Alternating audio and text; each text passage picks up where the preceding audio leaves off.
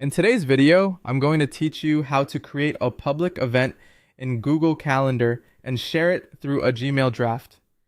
To get started, open Google Calendar and locate the event you want to share.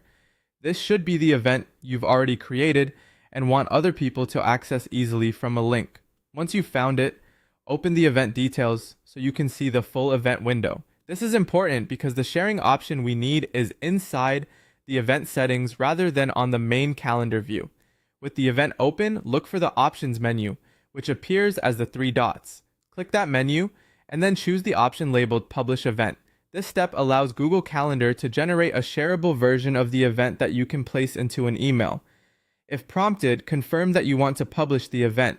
Keep in mind that publishing an event makes it accessible through the link, so it's a good idea to quickly review the event details before sharing it, just to make sure everything visible is appropriate for your audience. After that, Google Calendar will provide you with an HTML code option and a direct link. For this process, what you need is the link you want people to click. Copy the provided HTML or link depending on what you plan to use, but if you're adding it into an email as a clickable hyperlink, the direct link is usually the most practical choice. Make sure the entire URL is copied correctly so the link works without issues when recipients open it. Next, move over to your Gmail draft. In the body of the email, find the text you want to turn into a clickable link. This could be something simple and clear, like the name of the event or a short phrase inviting the reader to view the details. Highlight that text, then click the Insert Link icon in the Gmail formatting toolbar.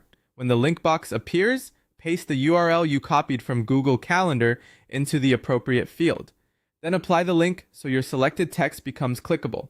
This gives your email a cleaner, more professional look than pasting a long web address directly into the message.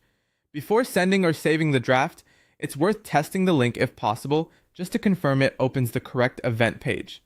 That small check can help prevent confusion later and ensures your recipients have a smooth experience accessing the event. And that's it.